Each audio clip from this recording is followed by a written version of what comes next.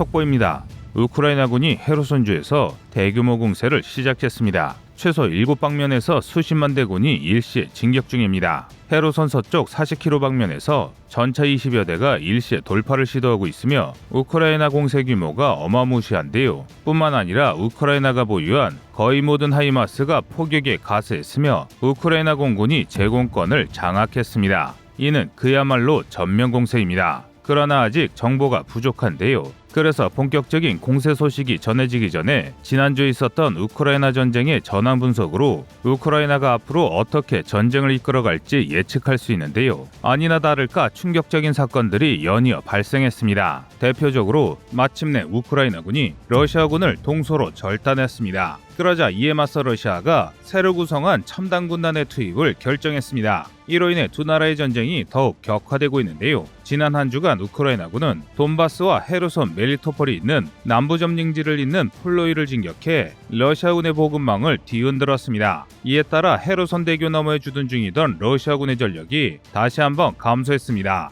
하지만 헤르손주의 모든 다리가 끊긴 지 어느덧 열흘이 넘었음에도 불구하고 헤르손을 방어하는 5만 명의 러시아군은 꺾이지 않았습니다. 오히려 하이마스 공격으로 인한 탄약고 폭발에도 부대를 재정비해 미콜라이우 방면으로 제한적인 반격에 나섰는데요. 이 모습을 보고 세계 여러 나라에서 우크라이나의 헤르손 공세가 실패한 것이 아니냐는 이야기가 나오고 있습니다. 게다가 엎친 데 덮친 격으로 러시아가 최신 장비로 무장한 한 개 군단을 우크라이나에 추가 파병하면서 우크라이나 열세를 점치고 있는데요. 투입된 이 부대가 사용하는 장비들의 면면이 아주 화려한데요. 러시아의 가장 최신의 전차인 T-14 아르마타를 제외하면 러시아군에서 가장 강력한 전차인 T-90M과 T-80 전차의 최신 개량형인 T-80 BVM으로 구성된 강력한 전차 부대를 갖추고 있습니다. 뿐만 아니라 BMP-3 모드, 토네이도유 등 2010년대 생산된 최신 차량과 신형 6B-45 방탄복으로 중무장한 보병부대까지 갖췄는데요. 투입된 장비만 보면 이 부대는 러시아의 최강 전력이라 말하기에 손색이 없습니다.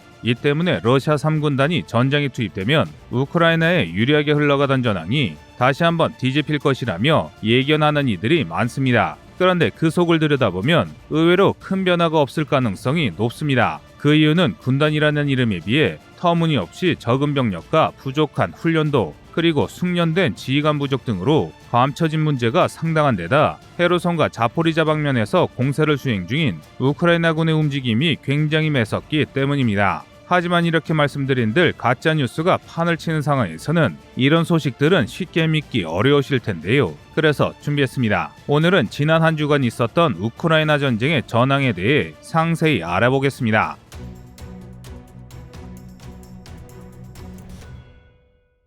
지금 보시는 지도는 8월 28일 정오부터 8월 29일 정오까지 약 하루 동안 우크라이나 전장에서 발생한 화재입니다. 여름철 가뭄으로 인해 늘어났던 화재가 점차 사그라들면서 화재 경보를 통한 전황 파악이 다시 쉬워지고 있는데요. 이를 통해 지금 보시는 것처럼 전선의 상황을 간단히 파악할 수 있습니다. 하지만 고작 하루치 화재 자료만으로는 전선의 위치만 파악할 수 있을 뿐 누가 우세를 점하고 있는지 알 수 없습니다. 그래서 8월 22일부터 8월 28일까지 화재 경보를 종합해봤습니다. 그게 바로 이 사진인데요. 보시다시피 일주일간 어마어마한 화염이 누적된 것을 알 수 있는데요. 아마 평소에 우크라이나 전쟁에 관심이 많았던 분이라면 이 사진을 통해 전황을 곧바로 아실 수 있을 겁니다. 또 대도시 위주로 간략하게 정리한 뒤 전선을 이어봤습니다. 그게 바로 이 지도인데요.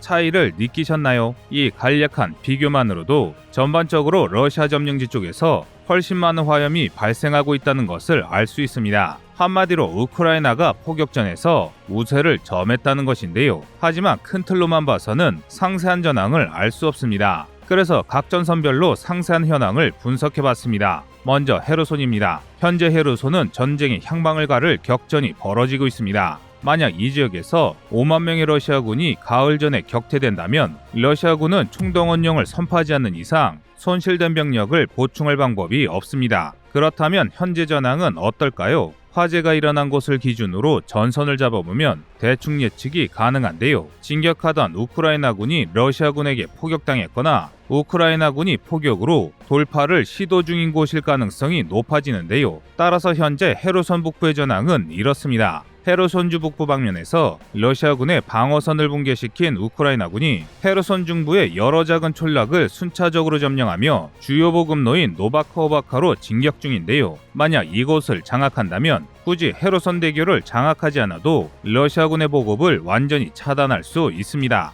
하지만 러시아군이 호락호락 당하지 않을 것 같습니다. 지난 한 주간 여러 소식통을 통해 러시아군이 새롭게 편성한 정예 3군단을 우크라이나로 급파했다는 소식이 전해졌습니다. 러시아의 정예 3군단은 3.5세대 전차로 분류되는 러시아군에서도 불과 수십 대에 불과하다고 알려진 T-90M과 T-80 BVM의 다수의 신형 장갑차 군용 차량으로 중무장한 병력이 도네츠크 방면에서 목격됐는데요. 일각에서는 이 정도 전력이라면 지난 수개월간 정체됐던 러시아의 공세가 다시 탄력을 받을 것이라고 분석 중입니다. 우크라이나가 받은 대부분의 지원이 동유럽 국가들이 운영하던 2에서 2.5세대 전차와 구식 장갑차라는 것을 고려할 때 러시아의 최신 전차들과 전면전이 벌어지면 우크라이나군이 필패한다는 것입니다. 장비의 차이만 본다면 확실히 그럴듯한 이야기인데요. 그러나 전황에는 그리 큰 변화가 일어나지 않을 가능성이 더 높습니다. 우선 3군단의 규모는 고작 16,000명 뿐입니다. 지난 20년간 있었던 러시아군의 군제개혁 과정에서 대대적인 군축이 이루어지면서 군단 편제의 규모가 크게 줄어들었는데요. 즉, 이 정도 병력만으로 전황을 뒤바꿀 수 없다는 것입니다. 이 정도 전력이면 경우에 따라서는 타단보다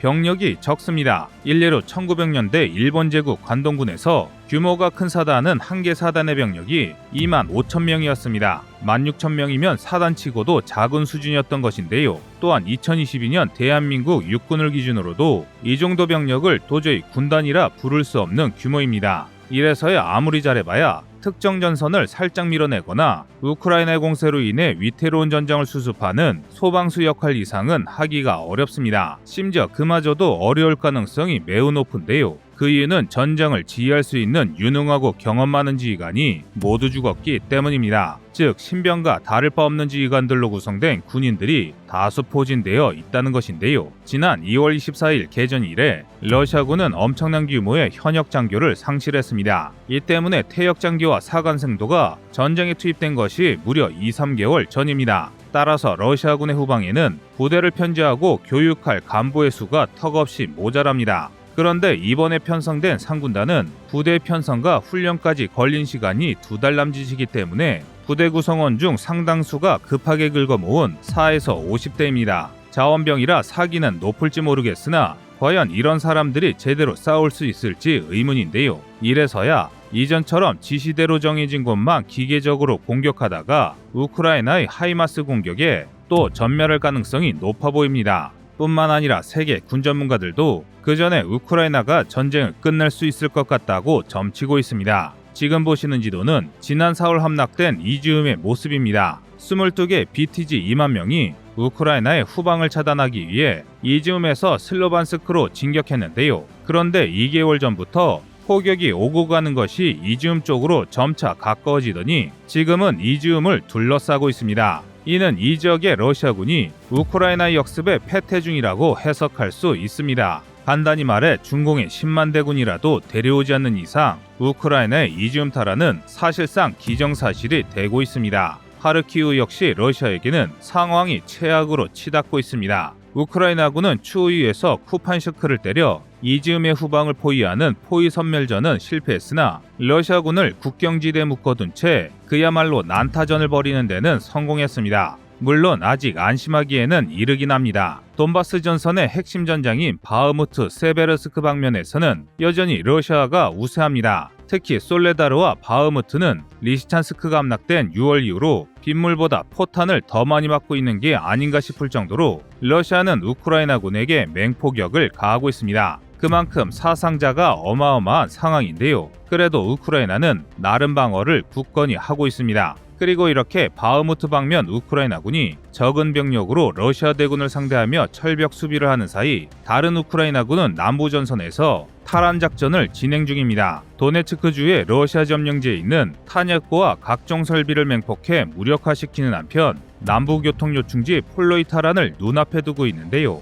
그런데 이게 이번 전황에 큰 의미가 있습니다. 지금 보시는 모습은 폴로이의 전경인데요. 붉은색으로 표시된 부분이 군사적으로 아주 중요한 곳입니다. 바로 철도 때문인데요. 이 철도역은 멜리토폴을 거쳐 노바카오바카 댐, 헤르손 대교로 이어집니다. 그러니까 이곳이 차단되면 러시아군의 보급망은 폴로이를 기준으로 동과 서로 쪼개집니다. 안 그래도 밀려나고 있는 헤르손의 러시아군의 상황이 더 나빠지게 된다는 것입니다. 그래서 현재 러시아군은 3군단 주력을 도네츠크 방면으로 배치해서 바흐무트 전선 이남을 뒤흔들고 있습니다. 이는 우크라이나군이 공세를 멈추고 방어에 나서게 하려는 것으로 보이는데요. 그러나 하이마스로 추정되는 로켓 포격에 루안스크 지역의 탄약고가 연파당하면서 바흐무트 공략은커녕 도네츠크시 앞에서 우크라이나군을 몰아내는 것조차 하지 못하고 있습니다. 그래서 탄약 문제를 해결하기 위해 후방 탄약고의 위치를 변경 중인데요. 그런데 그 과정에서 러시아군은 넘지 말아야 할 선을 넘었습니다. 지금 보시는 사진은 자포리자주 남부에 위치한 엔너호다라는 도시의 화재 현황입니다. 그야말로 불바다가 따로 없습니다. 그런데 아주 충격적이게도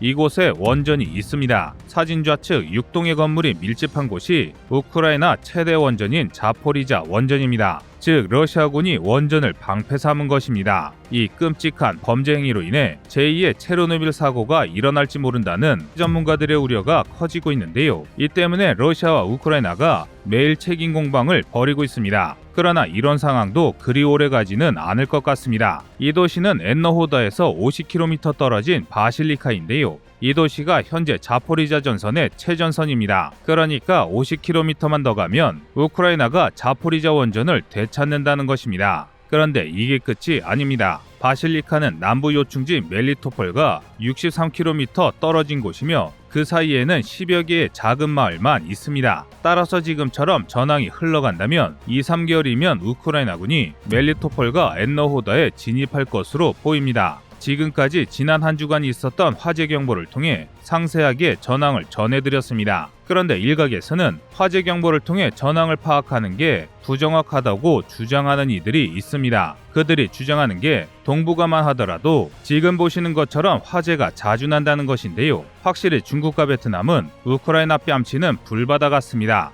그런데 이는 착각입니다. 한국의 화재 현황을 확대하면 우크라이나와 확연히 다르다는 것을 알 수 있으며 민둥산이 많은 북한은 화재가 거의 없습니다. 반면 전쟁이 없는 중국과 베트남에서는 화전 같은 여러 이유로 불이 많이 나는 것입니다. 농부가 화전을 일구는데도 이처럼 정확하게 화재 경보가 발생되어 해당 지역을 정확하게 파악할 수 있다는 뜻인데요. 그런데 포탄이나 로켓에서 발생되는 폭염은 화전의 수십에서 수백 배 이상입니다. 그러니까 무지성적으로 화재 경보로 전황을 파악하기 어렵다는 주장은 이런 앞뒤 전황도 따져보지도 않은 말도 안 되는 주장입니다. 근거 없는 엉터리 주장과는 반대로 항상 꺼리투브는 정확한 사실을 근거로 우크라이나 속보를 전해드리고 있습니다. 이후 다른 소식이 나오는 대로 정확한 보도 전해드리겠습니다. 이상 꺼리투브였습니다.